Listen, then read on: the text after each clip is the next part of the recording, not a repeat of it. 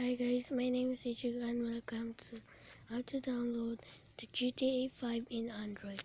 So first you have to go in Chrome and search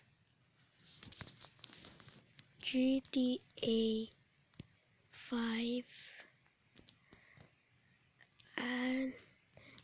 Android. So you don't have the space and .com and go.